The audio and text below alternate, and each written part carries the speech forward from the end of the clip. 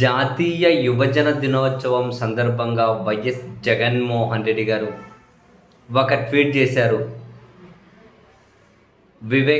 స్వామి వివేకానంద చెప్పినటువంటి వ్యాఖ్యలకు చంద్రబాబు నాయుడు గారు యువతకు చేస్తున్న మోసాలకు లింకు పెడుతూ జగన్ చేసిన ట్వీట్ అయితే చాలా ఆసక్తికరంగా ఇంట్రెస్టింగ్గా ఉంది. యువత ఏకాగ్రత లక్ష్యంతో కృషి చేస్తే దేశం బలపడుతుంది అని స్వామి వివేకానంద నమ్మారు.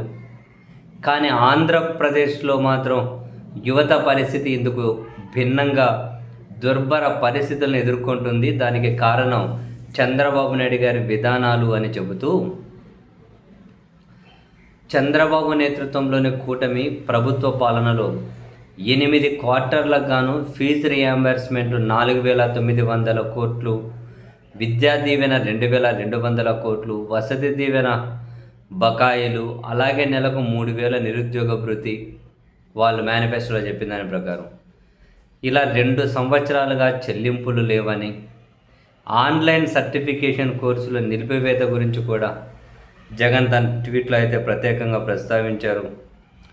చంద్రబాబు నాయుడు గారు వాళ్ళ ప్రభుత్వం ఇలాంటి మోసం ద్వారా యువతను తమ లక్ష్యాలకు సాధించకుండా అడ్డుపడుతున్నారు అని చెప్పి భలే ఇంట్రెస్టింగ్గా లింక్ చేసి ట్వీట్ పెట్టారు.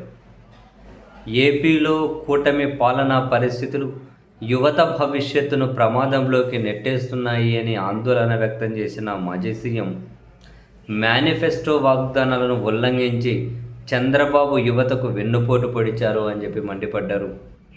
ఇకనైనా మేల్కొని యువత తమ లక్ష్యాలను సాధించేందుకు అవసరమైన సహకారం అందించాలని వివేకానందుడి ప్రముఖ సూక్తిని, అదే అరైజ్ అవేక్ అండ్ ఫెసిలిటేట్ అని ఉంది కదా, ఆ సూక్తిని ప్రస్తావిస్తూ చంద్రబాబు నాయుడు గారి సర్కార్కి అయితే జగన్మోహన్ రెడ్డి గారు హితవు చెప్పారు.